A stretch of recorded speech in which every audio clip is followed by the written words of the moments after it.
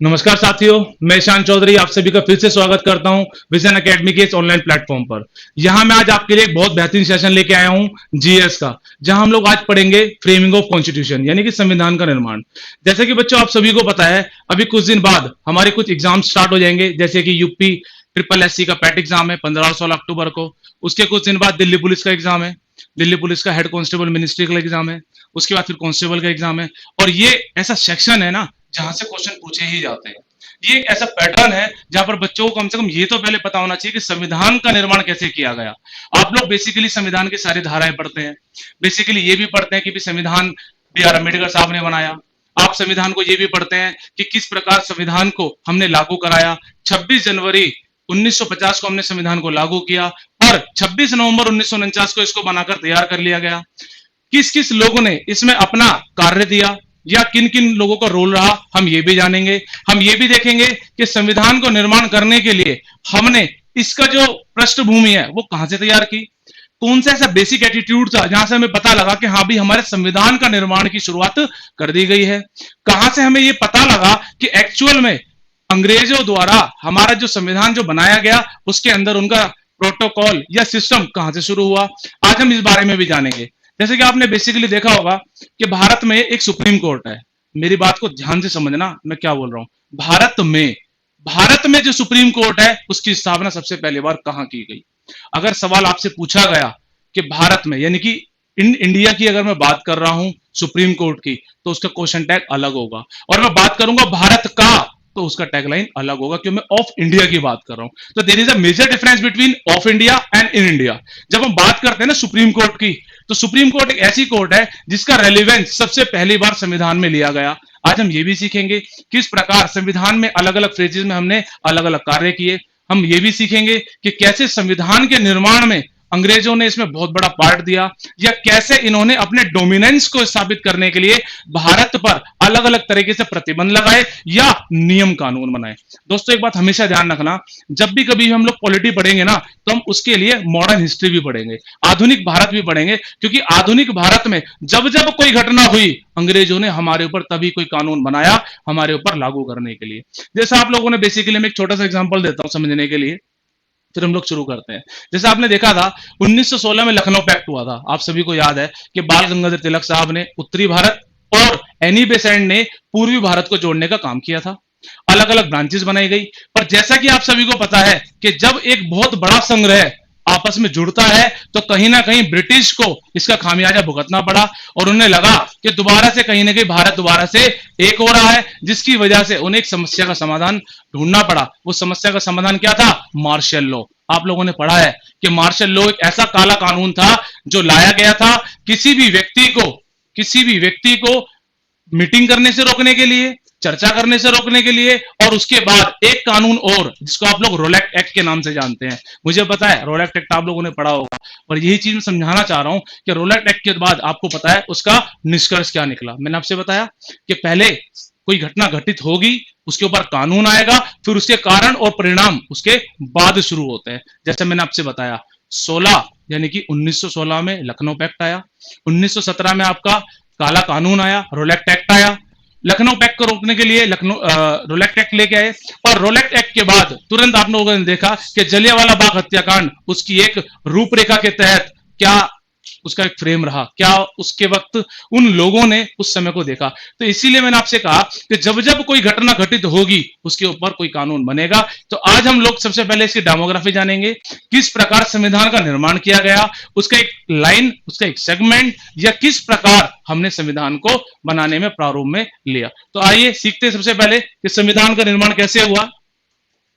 सबसे पहले क्वेश्चन बेटा आप लोगों के लिए एक बहुत बढ़िया है कि जैसे मैंने भी थोड़ी देर पहले आपसे पूछा कि भारत में, दोबारा से सुन लेना, भारत में सुप्रीम कोर्ट का निर्माण पहली बार कहां हुआ।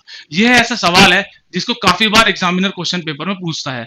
आपसे काफी बार पेपर में पूछा गया कि भारत में संविधान का जो निर्माण हुआ है उसमें सुप्रीम कोर्ट की जो रूपरेखा है वो कैसी रही, हमने सुप्रीम कोर्ट को कहां से लिया, या सुप्रीम कोर्ट का अस्तित्व कैसे भारत के लिए आज इतना बड़ा फेज ले चुका है। तो आइए जानते हैं सबसे पहले कि क्या इसकी रूपरेखा रही, कैसे इसका सिस्टम बना।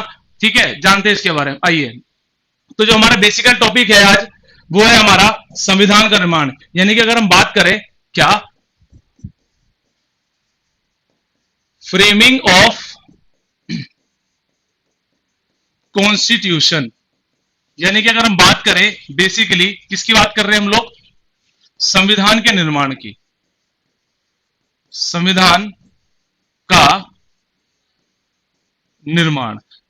ये बात बेटा ध्यान रखना, संविधान के निर्माण यानी कि जो बात आज हम पढ़ते हैं, हमें मौलिक अधिकार मिले, हमें सुप्रीम कोर्ट मिला, हमें अलग अलग तरीके से चीजें मिली और अलग अलग फ्रेम हमने चीजों को सीखा, वो कैसे भारत में आया। दोस्तों एक बात ध्यान रखना, अभी थोड़ी देर पहले मैंने बताया कि जब तक कोई घटना घटित नहीं होगी कोई नियम कानून नहीं बनेगा। तो सबसे पहले मैं आज आप लोगों को एक थोड़ी सी डेमोग्राफी तैयार करता हूं, फिर मैं आपको फ्रेज वाइज बताऊंगा कि कैसे हमने संविधान के अलग अलग विषयों को अलग अलग तरीके से हमने या तो बोरो किया या एस्यूमुलेट करा अलग अलग तरीके से। तो सबसे पहले हम बात करते हैं, आप लोगों ने सुना होगा 1757 में एक बहुत अच्छी घटना हुई जो आप लोगों ने देखी होगी, जिसे हम लोग बैटल ऑफ प्लासी के नाम से जाते हैं, बैटल ऑफ प्लासी। और ये आपको अच्छी तरीके से पता है, अगर इसकी हम करंट लोकेशन के बारे में जाने तो बंगाल का हिस्सा आज भी है। किसका हिस्सा बेटा, बंगाल। और मैं ये भी बताऊंगा कि जहां पर मैं बंगाल की, जिस बंगाल की बात कर रहा हूं ना, वो बंगाल कौन सा है, ये वही बंगाल है जो आज भी हमारी लाइफलाइन का हिस्सा है। ये वही लाइफलाइन का हिस्सा है जो हमें आज भी इतने सारे रिसोर्सेज देता है। जैसे कि आपके घर में बिजली आ रही है तो बिजली किससे बनती है, कोयले से, और ये कोयला कहां से प्राप्त होता है, बंगाल से। आप लोहे का इस्तेमाल करते हो, लोहे की सबसे बड़ी आयरन मिल्स कहां है या आयरन की खदानें कहां है, यहां पर ये माइंस सारी।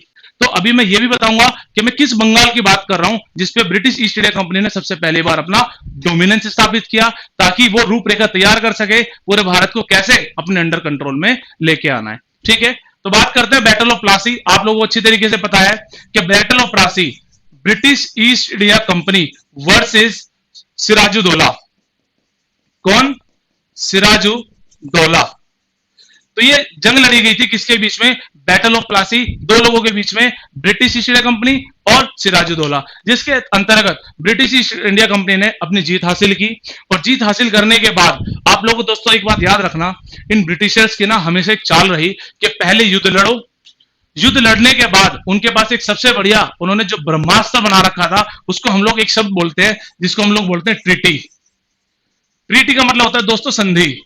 यानी कि वो क्या करते हैं, संधि कर लेते हैं और संधि के तहत वो क्या करते हैं, उस राज्य को अपने अधीन ले आते हैं और डोमिनेंस स्थापित कर लेते हैं। सोचो यार, एक दोस्तों में एक बात आप लोगों से भी पूछना चाहता हूं, एक रोल इनका है, इनसे आपसे लड़ाई करी, उसके बाद एक संधि की और आपके साथ ना उसको सम्मिलित कर लिया।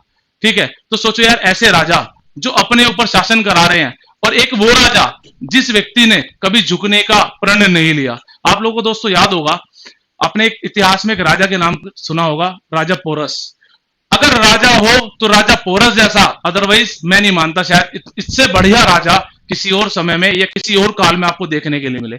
जब सिकंदर के साथ यानी कि अलेक्जेंडर द ग्रेट के साथ झेलम नदी के किनारे बोलन पास में यह युद्ध लड़ा जा रहा था, तब उसे मात्र 200 हाथी और कुछ सेना के द्वारा उसको रोक दिया गया। और जब उसको पकड़कर अलेक्जेंडर के सामने लाया गया तो अलेक्जेंडर ने उससे पूछा कि बोल तेरे साथ क्या किया जाना चाहिए। सोचो, ऐसा एटीट्यूड अगर एक राजा का होना तो आपका सर कभी भी गर्व से कभी झुकेगा नहीं और हमेशा गर्वान्वित महसूस करोगे अपने आप को। उस राजा ने सीधा बोला जो एक राजा दूसरे राजा के साथ करता है, मार दे। उसने कहा क्यों, समायाचिका नहीं चाहिए? उसने कहा कोई समायाचिका नहीं चाहिए, क्योंकि मैं उस जमीन पर, उस भारत मां की जमीन पर पैदा हुआ हूं जहां पर रामायण महाभारत जैसे बड़े बड़े युद्ध लड़े गए और वहां राजा को छोड़ देना कहीं नहीं लिखा। मार दे, करना कल को मैं तेरे को मार दूंगा। तो उस राजा की दिलेरी देख के अलेक्जेंडर झेलम नदी को क्रॉस ही नहीं कर पाया, क्योंकि उसे पता है कि ये तो एक बहुत छोटा सा राजा है। ठीक है, ये एक छोटा सा राजा है, उसने तेरी ये हालत कर दी, अंदर तो राजाओं का पूरा ब्रह्मांड और संसार भरा पड़ा है, तेरा क्या हाल होगा। और आपको पता है अलेक्जेंडर की मृत्यु वहां से वापसी लौटते हुए बेबीलोन में मलेरिया की वजह से हो गई थी, याद है ना।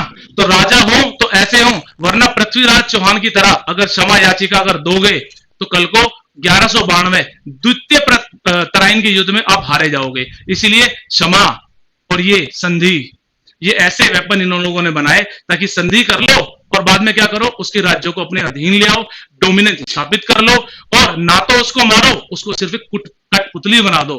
एक छोटी सी कठपुतली बनाकर उसका इस्तेमाल करो अपने डोमिनेंस को बढ़ाने के लिए।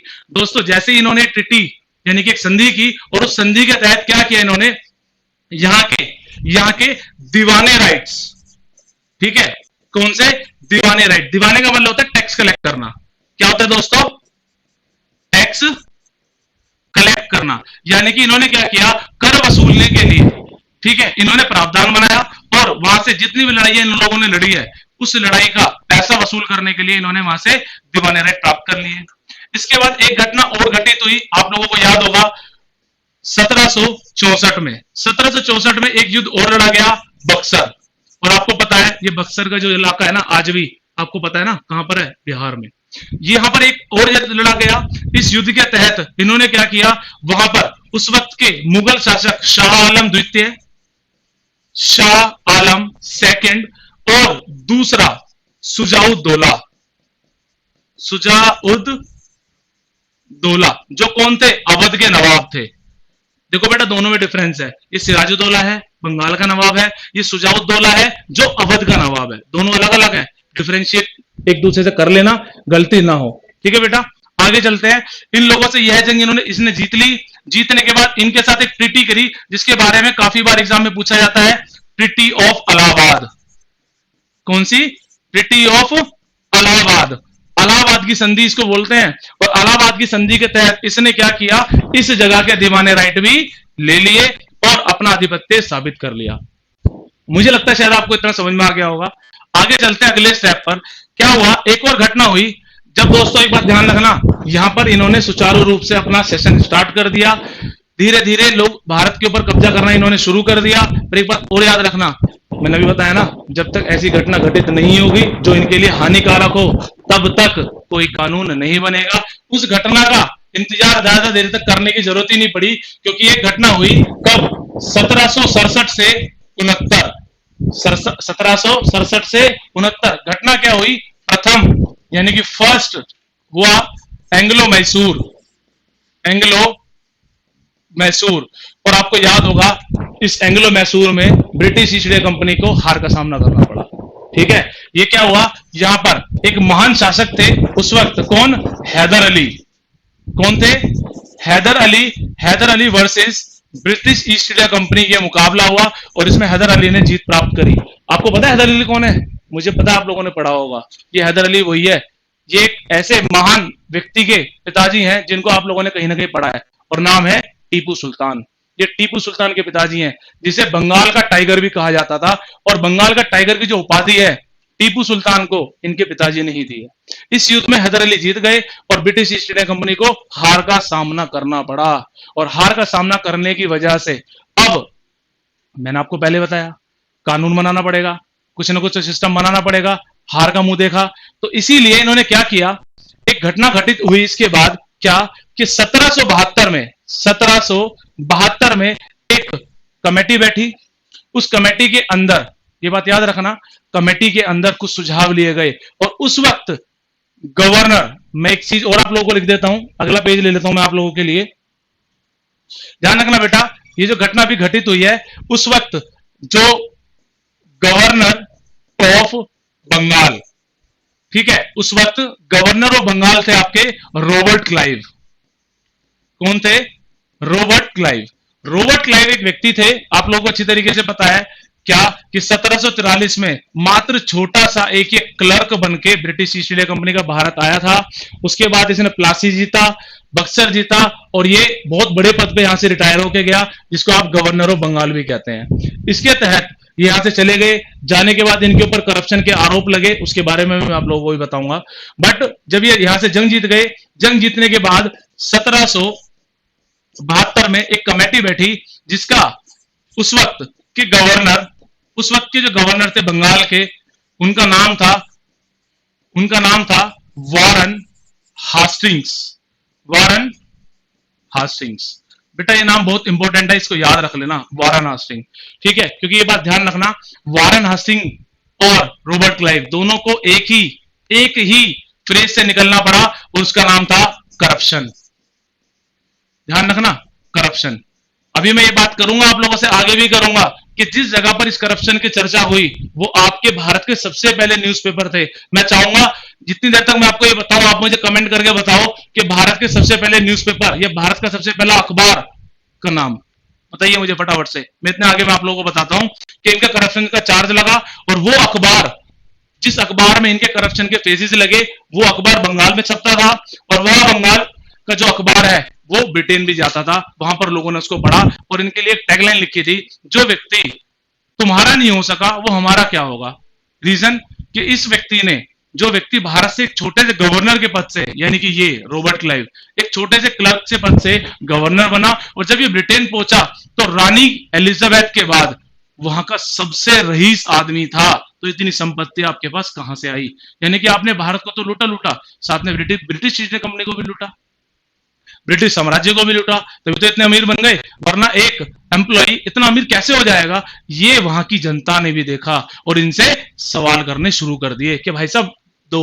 और इसीलिए इनके ऊपर कमीशन बैठी, जिस कमीशन के तहत 10 साल तक इन्हें इस फेज से निकलना पड़ा। बाद में इन्होंने फांसी लगा ली। उस महान अखबार का नाम भी मैं आपको बताऊंगा, क्योंकि जो अध्यादेश अभी ये लेके आने वाले हैं ना, उसके अंदर उस व्यक्ति का बहुत बड़ा फेज रहा, क्योंकि उसने जो आर्टिकल्स पब्लिश किए, उस आर्टिकल को पब्लिश करने में इस व्यक्ति का बहुत बड़ा रोल रहा। इसने ये बताया कि इसने दोस्तों हमारे देश को तो लूटा ही लूटा, इन्होंने अपने देश को भी नहीं छोड़ा। ठीक है, उस अखबार का नाम है बंगाल गजट। बंगाल गजट। और आपको याद होगा, जब कभी भी आज भी कोई भी कानून पास होता है तो वो किस पे आता है? गजटेड पेपर पे। तो ये गजट नाम का जो शब्द, जिसको आप लोग राजपत्र भी कहते हैं, वो यहीं से निकला है। ठीक है, ये भारत का सबसे पहला न्यूज़पेपर है जिसने आधिकारिक तौर से भारत के अंदर अपना पहला अखबार होने का गर्व हासिल किया। और इसके जो ऑथर थे, यानी कि ऑथर कह लो, संस्थापक कह लो, वो थे, उनका नाम था sir Augustus, sir Augustus Hicky. ठीक है बेटा, ये नाम आप लोगों से काफी बार पूछ लेता है कि भारत का सबसे पहला पेपर कौन सा है, तो उसका नाम है बंगाल गजट, और इसके संस्थापक का नाम है सर अगस्टस हिकी। ये क्वेश्चन आपसे काफी बार पूछा जाता है, तो इस बात का याद रखना। तो जब 1772 में इन्होंने कमेटियां बिठाई, कमेटी बैठी, और बैठने के लिए सबने सुझाव लिए कि यार एक अखबार हमारे बारे में इतनी बड़ी खबरें छाप रहा है, तो इसका मतलब इसको कहीं ना कहीं इंफॉर्मेशन है कि यहाँ पर क्या हो रहा है, और अगर ऐसी इंफॉर्मेशन के साथ अगर हम इस देश पर रूल करने जाएंगे तो कहीं ना कहीं हमें फिर दोबारा से खामियाजा भुगतना पड़ेगा। ठीक है, इसलिए इन्होंने क्या किया, इन्होंने सोचा कि अब एक नया एक्ट ले आते हैं हम लोग। देखते आ जाओ आगे। इन्होंने क्या किया, इन सुझावों के आधार पर एक एक्ट पारित किया, जिसको आज आप बोलते हैं क्या? Regulating act 1773। ये सबसे पहला कानून है बेटा, ये बात ध्यान रखना। संविधान के निर्माण में ये सबसे पहला कानून है। कैसे, जान लेते हैं। इन्होंने कहा सबसे पहली बात कि भारत में जो एक पद है ना, क्या, कि गवर्नर ऑफ बंगाल, इस गवर्नर ऑफ बंगाल को आप पद को खत्म कर दो, एक नए पद की शुरुआत करो, जिसको आप लोग बोलते हैं गवर्नर जनरल ऑफ बंगाल। ठीक है, ये न्यू पोस्ट बनाई गई, और इस न्यू पोस्ट के तहत एक नई नियुक्ति हुई, और वो थे कौन? वारन हास्टिंग्स। अगर आपसे पेपर में पूछा गया कि उस वक्त, इस वक्त गवर्नर जनरल ऑफ बंगाल कौन चुने गए? वारन हास्टिंग चुने गए। उन्हीं की अध्यक्षता में ये रेगुलेटिंग एक्ट पास हुआ। और इन्होंने फिर कहा कि भारत में अब क्या होगा कि हम जितने भी लॉ बनाएंगे ना, आज से हम उनको लॉ नहीं कहेंगे, आज से हम बोलेंगे उनको एक्ट, यानी कि कानून बोलेंगे डायरेक्ट। समझ में आया? अब यार एक छोटी सी चीज बताओ, कानून बन गया, सरकार बन गई, तो क्या भाई सजा देने का प्रावधान भी तो होना चाहिए ना। जो व्यक्ति तुम्हारे यहां पर गलत काम कर रहा है, या आपकी सरकार के खिलाफ अगर कोई काम कर रहा है, चाहे वो मिलिट्री रेबेलियन कर रहा है, चाहे कोई चोरी कर रहा है, तो सजा देने का प्रावधान तो होगा ना। तो इसीलिए इन्होंने इसी एक्ट के तहत क्या किया? सुप्रीम कोर्ट की स्थापना की। क्या की? सुप्रीम कोर्ट की एस्टेब्लिशमेंट। आपसे मैंने भी क्वेश्चन पूछा था ना कि भारत में सबसे पहली बार सुप्रीम कोर्ट की स्थापना या सर्वोच्च न्यायालय की स्थापना कब की गई?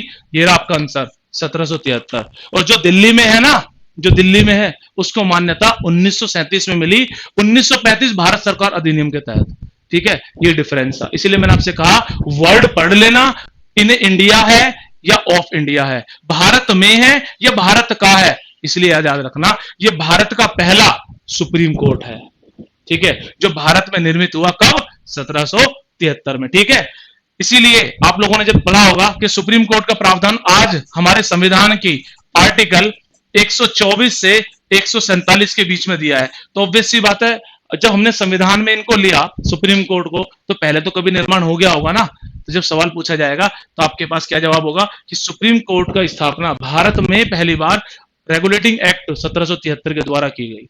ठीक है यार, एक छोटी सी बात बताओ, आपने कानून बना लिया, सुप्रीम कोर्ट बना ली, तो यार बिना जज के क्या सब कुछ चल जाएगा क्या? जैसे भारत में इस वक्त के तत्कालीन चीफ जस्टिस ऑफ इंडिया, आप मुझे कमेंट करके फटाफट से बताओ कि इस वक्त भारत के मुख्य न्यायाधीश कौन है? इसलिए क्यों? क्योंकि उस वक्त भी तो कोई ना कोई chief justice of Bengal, Bengal इसलिए क्योंकि ये सारा का सारा काम कहां हो रहा था? बंगाल में। और भारत में तो कुछ था ही नहीं, क्योंकि ध्यान रखना बेटा, ऑफ इंडिया यानी कि भारत का यह शब्द जोड़ने के लिए आपको 26 जनवरी 1950 का इंतजार करना पड़ेगा, क्योंकि जब तक हमारा संविधान लागू नहीं होगा कोई भी चीज भारत की या ऑफ इंडिया की आप नहीं कह सकते। ये बात याद रखना, ठीक है ना? ध्यान से देखो इधर, तो चीफ जस्टिस ऑफ बंगाल चुने गए और उनका नाम था एलिजा एम्फ्रे। ये बात याद रखना कि उस वक्त, ये क्वेश्चन काफी बार पेपर में पूछा गया है, स्टेटमेंट वाइज भी पूछा गया है, बस आपको स्टेटमेंट को अच्छी तरीके से पढ़ना। क्वेश्चन स्टेटमेंट में क्या पूछा गया मैं आप लोगों को बता देता हूं, क्या कि भारत में सुप्रीम कोर्ट की स्थापना रेगुलेटिंग एक्ट 1773 के हिसाब से की गई। दूसरी स्टेटमेंट थी कि उस वक्त के चीफ जस्टिस कौन चुने गए? लेमिस्टर। तो मैंने अभी आपको लिखवाया ना, कौन है? एलिजा एम्फ्रे। यानी कि फर्स्ट स्टेटमेंट तो आपकी सही है, क्योंकि सुप्रीम कोर्ट की स्थापना भारत में पहली बार 1773 में हुई, बट उस वक्त के चीफ जस्टिस ऑफ इंडिया कौन, चीफ जस्टिस ऑफ बंगाल कौन थे? एलिजा एम्फ्रे। ठीक है, लेमिस्टर नहीं थे। लेमिस्टर कौन थे? इनके साथ जो 3 सहायक जजों की जो संख्या थी उनमें, ये बात याद रखना। जैसे आज इस वक्त करंटली 33+1 लिख देता हूं, 33+1 यानी कि 33 जज वो हैं जो सुप्रीम कोर्ट में काम कर रहे हैं, और उनके ऊपर एक व्यक्ति वो है जिसको चीफ जस्टिस ऑफ इंडिया कहते हैं। और इस वक्त जो चीफ जस्टिस ऑफ इंडिया है उनका नाम है यू ललित, इनका नाम है उदय उमेश ललित, और ये देश के 49वें कौन बने? हमारे चीफ जस्टिस बने हैं, मुख्य न्यायाधीश बने हैं, और इनका कार्यकाल मात्र 78 दिन का है, 78 डेज का। ये क्वेश्चन भी आप लोगों से पेपर में पूछ सकता है। ठीक है, तो सोचो, हमने छोटे छोटे प्रावधान इन एक्ट के द्वारा लिए गए, इसीलिए हम इसको संविधान के निर्माण की पहली कील या बिगिनिंग कहते हैं। समझ में आया? अभी एक चीज और भी है इसके अंदर।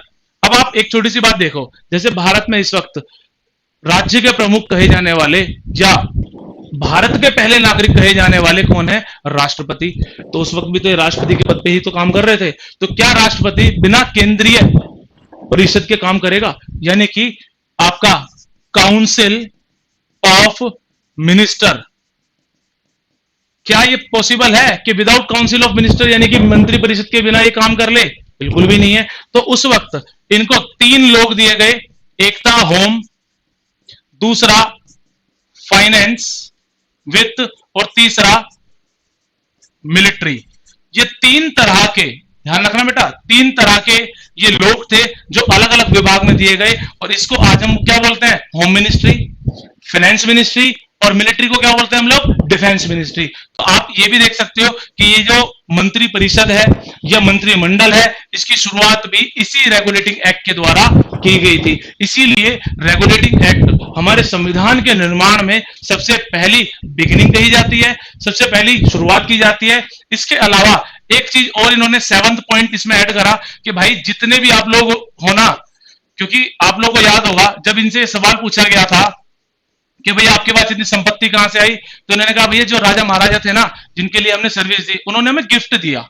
यानी कि अगर मैंने एक राजा है ए, एक राजा है बी, अगर मैंने ए राजा की मदद करी बी राजा को मरवाने में, तो बी राजा की जो संपत्ति है आधी उन्होंने खुद रख ली और आधी मुझे गिफ्ट में दे दी। तो इसीलिए क्या हुआ, ये पैसा हमारे पास इतना सारा आ गया, और इसीलिए इस प्रोविजन के तहत जितने भी ये गिफ्ट और ग्रांट्स है ना, इन सबके ऊपर क्या लगा दी? रोक लगा दी कि भाई आप ब्रिटिश ईस्ट इंडिया कंपनी के कोई भी मुलाजिम हो, चाहे छोटे से एक सिपाही हो, चाहे छोटे से क्लर्क हो, गवर्नर जनरल हो, या कोई भी व्यक्ति ब्रिटिश साम्राज्य से जुड़ा हुआ किसी भी भारतीय से गिफ्ट नहीं लेगा। इसके ऊपर प्रतिबंध लगा दिया। पॉइंट क्लियर आप लोगों को? तो यहां से आपने क्या सीखा कि सबसे पहले रेगुलेटिंग एक्ट आया, इसमें गवर्नर ऑफ बंगाल का जो पद हुआ करता था, जो भारत के पहले गवर्नर थे कौन थे बंगाल के, रॉबर्ट क्लाइव, वो चले गए। उसके बाद वाराणसी सिंह रहे, वाराणसी सिंह ने ये एक्ट लेके आए, इसके तहत इस पद को समाप्त करके गवर्नर जनरल ऑफ बंगाल बनाया। उसमें वाराणसी सिंह खुद पहले इसके गवर्नर जनरल ऑफ बंगाल बने। दूसरा, इन्होंने कहा कि जितने भी हम लॉ लेके आएंगे ना, उससे हम क्या बोलेंगे, उसको एक्ट कहा करेंगे। उसके अलावा इसी एक्ट के तहत भारत में सुप्रीम कोर्ट या फिर सर्वोच्च न्यायालय का प्रावधान रखा गया। आज संविधान के तहत आर्टिकल 124 से 147 तक इसका प्रावधान दिया हुआ है। इसके अंतर्गत चीफ जस्टिस ऑफ बंगाल, जैसे आज हमारे चीफ जस्टिस ऑफ इंडिया है ना, ऐसे उस वक्त chief justice of Bengal Elijah Impey को बनाया गया, और साथ में 3 सहायक जजों की बेंच इनको दी गई, जो आज तत्कालीन समय में 33+1 का प्रावधान है। उस वक्त एलिजा एम्फ्रे थे, और आज कौन है हमारे, यूयू ललित, जो 49वें हैं।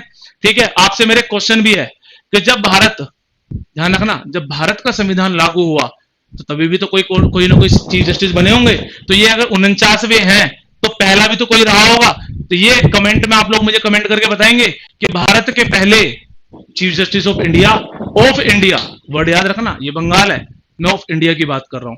यानी कि जब संविधान के तहत आपको सुप्रीम कोर्ट का दर्जा मिला भारत का, तो उस वक्त भारत के पहले मुख्य न्यायाधीश कौन चुने गए, ये आप मुझे कमेंट करके बताएंगे, और मैं वेट करूंगा आप लोगों का। ठीक है, उसके बाद काउंसिल ऑफ मिनिस्टर भी लिए गए। ठीक है, क्या लिए गए, काउंसिल ऑफ मिनिस्टर लिए गए। ठीक है, जिसके अंदर आपका होम, फाइनेंस और मिलिट्री, ये 3 लिए गए, जिसको आज हम होम मिनिस्ट्री, फाइनेंस मिनिस्ट्री और डिफेंस मिनिस्ट्री कहते हैं। ठीक है, और इन्होंने क्या किया, गिफ्ट और ग्रांट पे रोक लगा दिया। ये सब क्यों हुआ, मैं आप लोगों को छोटा सा एक बार रिवीजन करा देता हूं। इसका रीजन था आपका ये क्या, 1757 का बैटल ऑफ बक्सर। अच्छा, एक क्वेश्चन हो रहा है आप लोगों के लिए। आज संविधान के निर्माण के लिए मैं इतना ही बताऊंगा, अगली क्लास में आपको बताऊंगा कि कैसे आगे आगे के फ्रेम बनाए गए, कैसे और सारे एक्ट आए। मैं आपको सारे एक्ट कराऊंगा, चाहे वो पिट्स एक्ट है, चार्टर एक्ट है, चार्टर कितने हैं वो भी मैं बताऊंगा। भारत सरकार अधिनियम पहली बार कब चर्चा में आया मैं ये भी बताऊंगा। इंडियन काउंसिल एक्ट कब आया। ठीक है, सारे जितने भी एक्ट है, मिंटो मॉर्ले रिफॉर्म हो गया, मोन्टागू चैम्सफोर्ड हो गया, गवर्नमेंट ऑफ इंडिया एक्ट हो गया, साइमन कमीशन हो गई, इंडियन इंडिपेंडेंस एक्ट 1947 हो गया, वहां तक के मैं सारे नियम मैं आपको बताऊंगा। कहां कहां से हमने क्या क्या चीज ली मैं ये भी बताऊंगा। पर आप लोगों के लिए एक बेटा सवाल है, बहुत इंपॉर्टेंट चीज है, ये नेक्स्ट क्लास में मैं आप लोगों से भी डिस्कस करूंगा। क्या यार, एक व्यक्ति, ध्यान से समझना, जो आप पर अभी तक यहां इस 1757 की युद्ध से पहले, प्लासी से युद्ध से पहले, एक व्यक्ति जो ब्रिटिश ईस्ट इंडिया कंपनी को रन कर रहा है, वो सिर्फ भारत से क्या लेता था, कच्चा माल लेता था, और भारत में उसके बदले क्या बेचता था, सोना बेचता था। क्योंकि आप लोगों को पता है बार्टर सिस्टम हुआ करता था, वस्तु विनिमय प्रणाली जिसको हम लोग कहते हैं, वस्तु के बदले वस्तु दी जाती थी। और आपको अच्छी तरीके से पता है, मुझे पता है कि जब 1608 में यह कंपनी जहांगीर के दरबार में, ये क्वेश्चन पूछा जाता है बेटा कि 1608 में जब British East India company Bharat पहुंची तो किसके दरबार में आई, जहांगीर के दरबार में। तब ये सिर्फ एक कंपनी क्या थी, एक ट्रेडिंग कंपनी थी, ट्रेड करने के लिए आई। तो भाई साहब, इसको रूल करने का सपना किसने दिखाया, मेरा क्वेश्चन ये है, कैसे इनको सपना आया कि जहां पर अभी तक हम ट्रेड कर रहे हैं, मुगल एम्पायर, मुगल सल्तनत के अंडर, उस वक्त भी शाह आलम द्वितीय मुगल का एक शासक रहा, इन्होंने उसके ऊपर भी कब्जा किया, धीरे धीरे पूरे भारत पे डोमिनेंस स्थापित किया। मैं ये क्वेश्चन भी आपसे पूछ रहा हूं, आप मुझे कमेंट करके बताएंगे कि इसको ये सपना कैसे आया, इन लोगों को ये किसने बताया कि जिस व्यक्ति के साथ अभी तक हम सिर्फ ट्रेड कर रहे हैं, उस व्यक्ति को गुलाम कैसे बनाया जाए। ये सवाल मेरा आपसे है, मैं इंतजार करूंगा, और मैं ये भी बताऊंगा आप लोगों को इसका निर्माण कैसे हुआ। ये बात भी बताऊंगा कि 1600 में इसको मोनोपोली यानी कि एक अधिकार का जो अधिकार मिला ब्रिटिश ईस्ट इंडिया कंपनी को, ये कैसे मिला, कौन लोग थे जो पहली बार यूरोप से भारत पहुंचे, कौन लोग थे जिन्होंने भारत के आने के लिए सी रूट यानी कि समुद्री रास्ता ढूंढा, भारत में पहली बार कौन पहुंचा। मैं आपको ट्रिक भी बताऊंगा याद करने के लिए कि जितनी भी हमारी British East India company Bharat में आई हैं वो कब कब आई हैं, सभी चीज बताऊंगा। पर मेरा सबसे पहला आप लोगों के सवाल यही है कि आप लोग मुझे कमेंट करके बताएंगे कि इनको ये सपना कैसे आया कि जो व्यक्ति अभी तक सिर्फ डर के या सहमति से काम कर रहा था, डर के साथ भी और सहमति के साथ भी एक छोटी सी ट्रेडिंग कंपनी चला रहा था पूरे भारत में, वह कैसे एक डोमिनेंस स्थापित करने का एक सपना देखता रहा, और धीरे धीरे धीरे धीरे आज आपको भी पता है, भारत 15 अगस्त 1947 को आजाद तो हो गया, पर आज भी बहुत सारे देश ऐसे हैं जो अभी भी इसके अंडर डोमिनेंस है। जैसे आप लोगों ने भी कुछ दिन पहले देखा था, क्वीन विक्टोरिया उससे पहले मर गई थी, उसके बाद क्वीन एलिजाबेथ सेकंड की मृत्यु हुई, तो क्वीन एलिजाबेथ सेकंड के बाद किंग चार्ल्स को बना दिया, किंग चार्ल्स थर्ड को राजा बना दिया। तो जिस जगह पर इनका डोमिनेंस है वहां पर ऑटोमेटिकली इनके बनाए हुए नियम लागू हो जाते हैं। जैसे कि आपने देखा कि एलिजाबेथ की जो फोटो के ऊपर बने हुए नोट आते थे ना, उसको रिप्लेस तो उन्होंने करने के लिए मना कर दिया, बट अब जितने भी नोट अब बनाए जाएंगे उसके ऊपर किंग चार्ल्स थर्ड की फोटो होगी। तो ये अधिकार कैसे प्राप्त हुआ? क्या आज भी कॉमनवेल्थ, जिसको आप लोग कॉमनवेल्थ कहते हो, क्या ये आज भी है? क्योंकि ऑस्ट्रेलिया ने 12 तारीख को $10 का नोट बनाते हुए उसके ऊपर उसकी फोटो हटाकर एलिजाबेथ सेकंड की किंग चार्ल्स थर्ड की लगा भी दी, और ट्विटर पे दिखाया कि हमने इनका रूल ऑटोमेटिकली मान लिया है। दैट मीन्स आज भी कहीं ना कहीं इस रानी का या राजा का या ब्रिटिश एम्पायर का डोमिनेंस आज भी कहीं ना कहीं देशों में चल रहा है।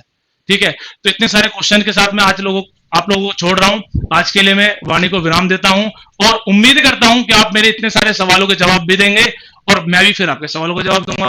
ठीक है, आज के लिए सिर्फ इतना ही। धन्यवाद। जय हिंद, जय भारत।